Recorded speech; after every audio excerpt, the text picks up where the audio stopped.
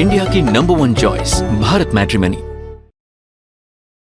लेकिन अब ईरान जंग के बीच ट्रंप की अप्रूवल रेटिंग भी घट चुकी है। एक और बड़ी खबर है, 40% से नीचे आई ट्रंप की अप्रूवल रेटिंग। सर्वे में दावा किया गया state of the union speech के बाद बढ़ी थी लोकप्रियता, लेकिन 50% से ज्यादा लोग ट्रंप की नीतियों के खिलाफ हैं। और पोलिंग कंपनी रेस्म्यूसन रिपोर्ट्स में इसको लेकर जो दावा किया गया है, यही इंफॉर्मेशन। और उसके बाद विनोद सर आपसे सवाल, क्योंकि ये ट्रंप की अप्रूवल रेटिंग जो घटी है उसमें ईरान से जंग के बीच ही ट्रंप की अप्रूवल रेटिंग में कमी आई है और अमेरिका में 40% से नीचे आई है ट्रंप की अप्रूवल रेटिंग। दूसरे सर्वे में ट्रंप की अप्रूवल रेटिंग 45%, 54% से ज्यादा लोग ट्रंप की नीतियों से असहमत हैं। और 24 फरवरी को 46% ट्रंप की रेटिंग थी, जबकि state of the union speech के बाद लोकप्रियता बढ़ी भी थी। लेकिन टैरिफ, इमिग्रेशन और रोजगार जैसे मुद्दों पर झटका लग चुका है, ये साफ है। और यही वजह है कि बख्शी सर लगातार इस बात का जिक्र भी विनोद जी कर रहे थे कि किस तरीके से डोनाल्ड ट्रंप आंक नहीं पाए ईरान की क्षमता को और उनके खुद के फैसले ऐसे कि अब वो बिल्कुल वल्नरेबल हो चुके हैं सर। और अमेरिका के ये अंदरूनी मामले, जहां हम शुरुआत में भी आपसे ये चर्चा करते थे सर कि ईरान पर एक्शन लेने को लेकर क्या अमेरिका के अंदर अप्रूवल मिल पाएगा, क्या ये फैसला मुश्किल नहीं होगा डोनाल्ड ट्रंप के लिए? अब वो होता हुआ भी नजर आ रहा है सर।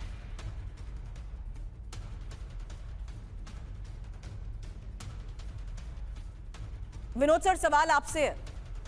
अच्छा, थैंक यू सुरभि जी। देखिए, मैंने तो फर्स्ट हैंड बता रहा हूँ, जो मेरे रिश्ते में, मेरे वाइफ के रिश्ते में जो हैं ट्रेडिशनली जो रिपब्लिकन्स रहे हैं ट्रेडिशनली, और वो गोरे अंग्रेज हैं जो इनके रिश्ते में अभी जो हैं, वो मूव आउट कर चुके हैं। They have moved out of Trump. और ट्रंप ने जितना जीओपी को नुकसान पहुंचाया है उतना शायद ही कोई और पॉलिटिशियन ने किया हो। आप देखिए, एक ब्लडी मेरी जिसको कहते थे, ऑफ विथ योर हेड, उनका एक ही काम था कि जो भी उनको अच्छा नहीं लगा, सुबह सुबह अगर वो ब्रेकफास्ट करके नहीं आती हैं तो उनके सामने कोई नहीं आता था। क्यों? क्योंकि वो वैसे ही कह देती थी ऑफ विथ योर हेड, तो उनका सर कलम कर दिया जाता था। तो उस तरह से ये जो तुगलकी फरमान, ये कभी कुछ देते हैं, अगले दिन कुछ और देते हैं, अपना ही फरमान खारिज कर देते हैं, या उनको याद नहीं रहता है। इस तरह से कोई स्टेट नहीं चलता है, जबकि लगभग यूनिपोलर वर्ल्ड जैसा हो चुका है हालत। और आप देखिए, एक आदमी के इशारे पे कोई स्टेट और स्टेट पॉलिसी चल सकता है? ये मेरा सबसे, और आप डेमोक्रेसी कहते हैं अपने आप को, और पूरी दुनिया की अर्थव्यवस्था और सर, लेकिन एक छोटा सवाल उसको लेकर भी, जिस ऑल्टरनेट रूट की हम बात कर रहे हैं स्ट्रेट ऑफ हार्मुज के ब्लॉक होने के बाद, क्या वो भी मुमकिन है? वो मुमकिन, देखिए, इसमें मैं सिंपल जवाब देता हूं। जो VLCC कहते हैं, वंतना लूथरा कर्व्स एंड कर्ल्स नहीं, वेरी लार्ज क्रूड कैरियर। जो वेरी लार्ज क्रूड कैरियर है, 2.2 बिलियन गैलन कच्चा तेल लेके आता है। 2.2 बिलियन आप पाइपलाइन से, फुजेरा पाइपलाइन हो, ईस्ट वेस्ट पाइपलाइन हो, वहां से भेजेंगे, आपको 1 महीना लगेगा।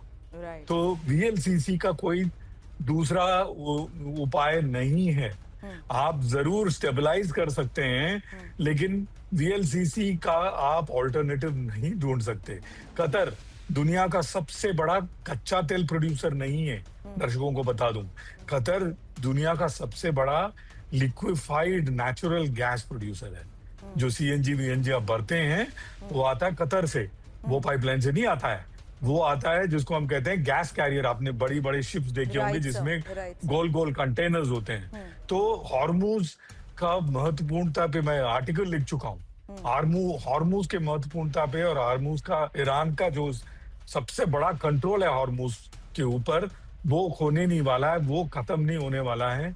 ये वॉर को आपको रोकना होगा अगले सप्ताह भर में, नहीं तो भूखमरी फैल जाएगी। आपसे बात करते हुए I can recall when I used to discuss with you कि यमन किस तरीके से शिप्स को टारगेट करते हुए, जब हमास के फ्रंट पर लगातार ऑपरेशंस हो रहे थे, तब यमन ने भी ये स्ट्रैटेजी अपनाई थी कि किस तरीके से शिप्स को उसने ब्लॉक करके रखा था। और महीनों जिस तरीके से उस पूरे एरियाज में हमले हो रहे थे, उसके बाद इकोनॉमिकली बहुत ज्यादा असर हमने देखा था, क्योंकि लंबे रूट्स को फॉलो करना पड़ता था ऐसे में शिप्स को। इसी को लेकर आगे सवाल करूं उससे पहले, ईरान का नया हमला शुरू और ट्रंप को धमकी, ये बड़ी खबर आपको बता दें। और 24 घंटे में ईरान को मिलेगा का सुप्रीम लीडर। अब फिलहाल देखिए तेहरान से तेल अवीव जिस तरीके से हमलों को अंजाम दिया जा रहा है, न्यूक्लियर अलर्ट ये खबर है। और इस पूरे मैप को आगे एक एक इंफॉर्मेशन के तहत आपको बताऊंगी कि आखिर किस तरीके से यूएस बेस हो या यूएस इजराइल की एयर स्ट्राइक्स हो या ईरान की स्ट्राइक, हर जगहों पर हमले को किस स्तर पर अंजाम दिया गया है, चाहे वो ईरानियन एयर बेस हो या न्यूक्लियर साइट्स, उन्हें लगातार टारगेट किया जा रहा है। फिलहाल आपको बता दें, ये बड़ी खबर इस बीच हम आपको बता रहे हैं जहां साफ है कि अब न्यूक्लियर अलर्ट को लेकर भी खबर है। और सबसे बड़ी बात कि अब ईरान के नए हमले शुरू हो चुके हैं। ट्रंप को यह धमकी है, किस तरीके से नए हमलों को अंजाम दिया जा रहा है, इंफॉर्मेशन वहीं 24 घंटे में ईरान को मिलेगा नया सुप्रीम लीडर और इजराइल की धमकी, मार डालेंगे। वहीं अब बहरीन से बगदाद तक ईरान के हमले और इंग्लैंड पर भी भड़के ट्रंप। फिलहाल खबर और तस्वीर ईरानी हमलों को लेकर हाई अलर्ट पर इजराइल है, जहां ईरान के दर्जनों मिसाइल और ड्रोन्स को नष्ट किया गया है। आयरन डोम के एक्शन का भी वीडियो सामने आया है और आईडीएफ ने एयर डिफेंस की ताकत दिखाई है।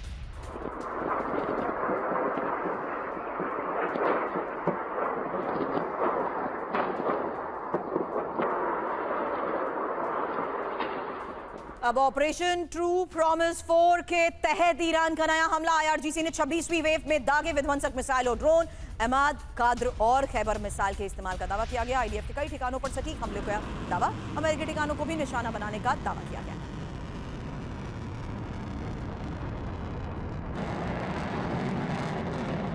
तो ईरान का हमला, विध्वंस का नया ट्रेलर। क्यों? क्योंकि ऑपरेशन ट्रू प्रॉमिस 4 की 26वीं वेव में ईरान के विध्वंसक प्रहार को लेकर इस वक्त बड़ी खबर है, जहां हाइपरसोनिक मिसाइल हो या ड्रोन से आईडीएफ के कई स्ट्रैटेजिक ठिकानों पर हमलों को अंजाम दिया गया। एक और बड़ी बात, एमाद, काद्र, खैबर और खुर्रमशहर मिसाइल से आईडीएफ और यूएस के बेस पर टारगेट किया गया है, तबाही मचाई गई है। ईरान का कई मिसाइलों को मल्टीपल वॉरहेड के साथ सटीक निशाने का दावा भी है और पहले दुश्मन के रडार सिस्टम नष्ट कर बड़े हमले को अंजाम दिया गया, जबकि ईरान ने अमेरिकी navy support activity Bahrain base को भी टारगेट किया है। आईआरजीसी ने यूएई के अल ज़फरा एयर बेस पर ड्रोन हमले की जिम्मेदारी भी ली है। इंडिया की नंबर 1 चॉइस भारत मैट्रिमनी।